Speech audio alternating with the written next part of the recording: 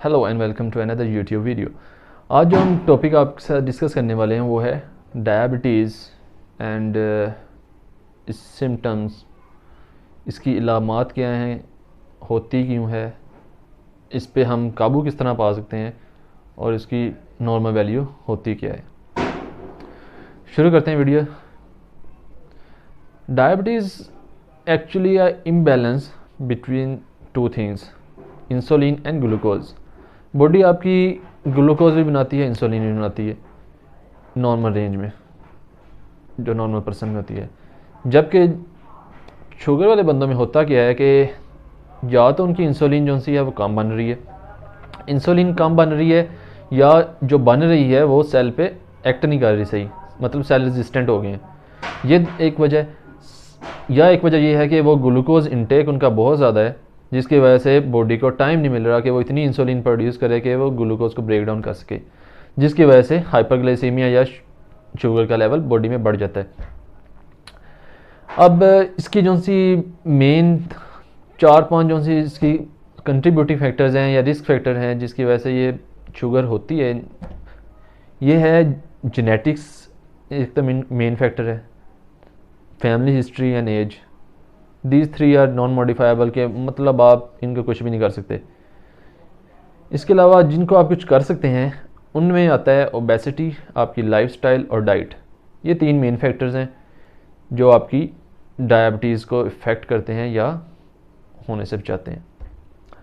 अब डायबिटीज़ की मरीज़ों में जो इलामात हैं वो हम डिस्कस कर लेते हैं कि प्यास जब लगना स्टार्ट हो जाए, या रात को बार बार उठ के वॉशरूम जाएं, पेशाब ज़्यादा आना शुरू हो जाए, भूख ज़्यादा लगनी स्टार्ट हो जाए, या फिर जो सा अनएक्सपेक्टेड उनका वेट लॉस हो कुछ दिनों में बगैर किसी वजह के, नज़र धुंधला आना शुरू हो जाए, या फिर जो से इनके ज़ख़म है वो अगर लेट भरें।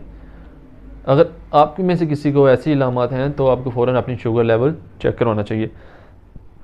अब इसके रेफरेंस रेंज या नॉर्मल वैल्यू शुगर की क्या होती है, इसके लिए आपको 2 कंसेप्ट पता होना चाहिए, फास्टिंग और रैंडम। 2 तरह की शुगर बेसिकली हम आज डिस्कस करेंगे, फास्टिंग और रैंडम। फास्टिंग में आप तकरीबन 6 to 8 आवर्स आपने कोई इंटेक, सॉलिड इंटेक ना लिया हो। मींस अगर आप रात को सोएं तो सुबह 10 बजे सपोज सोएं, सुबह 6 बजे उठ के आप अपनी फास्टिंग शुगर चेक कर सकते हैं। फास्टिंग शुगर नॉर्मल होती है अराउंड 70 to 100 के दरमियान। अब 70 से कम है तो भी मसला है, हाइपोग्लाइसीमिया, शुगर आपका लेवल कम है, कुछ आपको मीठा खाने की ज़रूरत है उस वक्त। अगर आपका 100 से 125 के दरमियान आती है आपकी fasting sugar, it means you are going in the territory of diabetics. आप डायबिटीज़ की तरफ आहिस्ता आहिस्ता मूव कर रहे हैं, आपको यहीं पे कुछ इंटरवेंशन करने की ज़रूरत है। अगर 125 से ऊपर चला गया और 2-3 रीडिंग्स आपकी मुसलसल आ रही हैं, it means you are a diabetic patient now. इसके बाद एक आती है रैंडम। रैंडम शुगर होती है जब आप खाना खा चुके हैं उसके तकरीबन 2 या 3 घंटे के बाद अगर आप शुगर चेक करते हैं वो 140 से कम होनी चाहिए, दैट इज़ नॉर्मल। अगर आप 140 से 200 के दरमियान कोई भी रेंज आ रही है, it means you are in the prediabetic या going in the territory of diabetes. और 200 से अबव अगर आपकी 2-3 रीडिंग्स आ रही हैं continuous, it means you are a diabetic now. अब इसको हमने बचाना कैसे है, या दवाइयों से पहले और दवाइयों के बगैर शुगर को हमने कंट्रोल किस तरह करना है, बेसिकली आज की वीडियो का मकसद भी यही है। तो सबसे पहले इसमें आएंगे लाइफस्टाइल एडजस्टमेंट। लाइफस्टाइल एडजस्टमेंट में आप अगर स्मोकर हैं, स्मोकिंग आप स्टॉप करें, सिगरेट नहीं पीनी। इसके अलावा आप अपनी शुगर आइटम जो सी ले रही हैं, बेकरी आइटम्स ले रहे हैं या मीठी चीज़ें ज़्यादा इस्तेमाल कर रहे हैं, उनको रोकें। वाइट ब्रेड, पोटैटोज़ या वाइट राइस, इनमें ग्लूकोज का लेवल काफ़ी हद तक ज़्यादा होता है, इसको आपने कम करना है। इसके साथ आपने एक्सरसाइज करनी है। एक्सरसाइज का पुरानी वीडियो में भी मैंने बताया, लिंक आपको डिस्क्रिप्शन में दे दूँगा।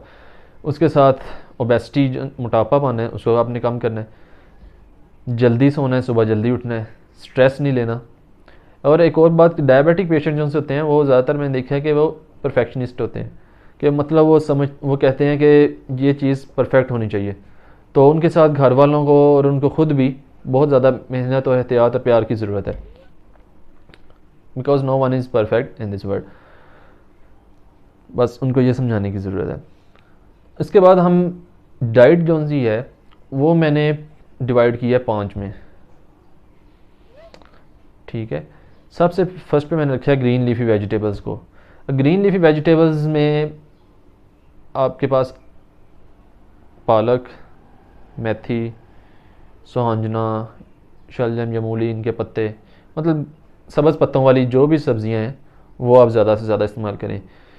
इनमें होता क्या है, इनमें हाई फाइबर कंटेंट है, कैलोरीज़ और जो से कार्बोहाइड्रेट्स हैं, ग्लूकोज लेवल है वो कम होता है और फाइबर कंटेंट ज़्यादा है, जिसकी वजह से आपकी बॉडी में इसकी ग्लूकोज की एब्जॉर्प्शन को ये इंक्रीज़ करते हैं और करेक्ट जगह पे, सही जगह पे ग्लूकोज एब्जॉर्प्शन करवाते हैं। इसके अलावा एक वंडरफुल वेजिटेबल है सुहांजना।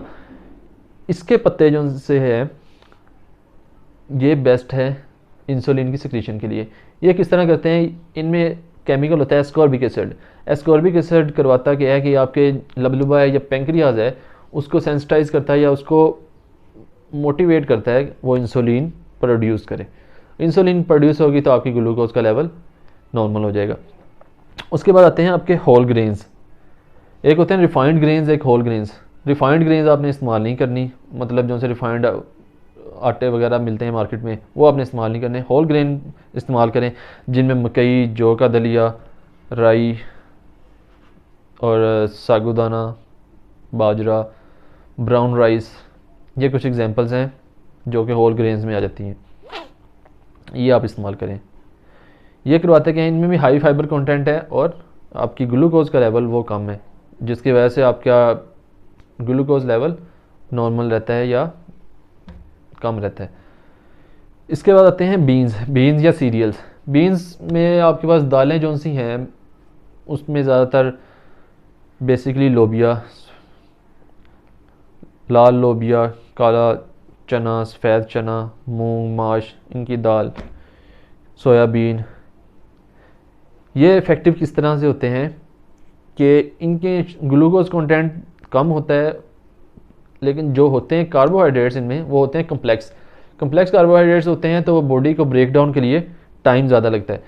जब ब्रेक डाउन के लिए बॉडी को टाइम ज़्यादा लगेगा तो तब तक बॉडी अपनी इंसुलिन उतनी इनफ बना सकता है उनको ब्रेक डाउन करने के लिए। मीन्स यकदम आपका इनफ्लो नहीं होगा ग्लूकोज का, कोई बॉडी उसको संभाल ना सके, आहिस्ता आहिस्ता आते रहेगी ग्लूकोज, वो उसको ब्रेक डाउन करती रहेगी इंसुलिन। अब 5वीं किस्म है जौन सी, वो है आपके पास सिट्रस फ्रूट। सिट्रस फ्रूट में you know very well grep fruit, lemon, oranges. अब इनका डबल बेनिफिट है, एक तो ये विटामिन और मिनरल्स के रिच सोर्स हैं। विटामिन सी में होता है आपकी वुंड हीलिंग जो सी डायबिटीज़ में पेशेंट में इम्पेयर होती है वो इनसे बेटर होती है। इसके साथ साथ इनमें कार्बोहाइड्रेट कंटेंट काफ़ी हद तक कम होता है जो डायबिटिक पेशेंट्स के लिए बहुत ज़्यादा मुफीद है, ठीक है। आपने करना कि अब ये डाइट प्लान आपने फॉलो करना है, अपनी लाइफस्टाइल एडजस्टमेंट फॉलो करनी है और इंशाल्लाह आपकी बग़ैर दवाई के ग्लूकोज का लेवल नॉर्मल हो जाएगा। अगर आप कोई दवाई वगैरह ले रहे हैं तो हो सकता है आपको ये, अगर आप फॉलो करेंगे दवाई आपको इंशाल्लाह छोड़नी पड़ जाए, दवाई के बगैर आपकी शुगर नॉर्मल हो जाए। होपफुली आपको वीडियो पसंद आई होगी। एंड पे प्लीज़ चैनल को सब्सक्राइब करें, शेयर करें and thank you very much. अल्लाह हाफिज़।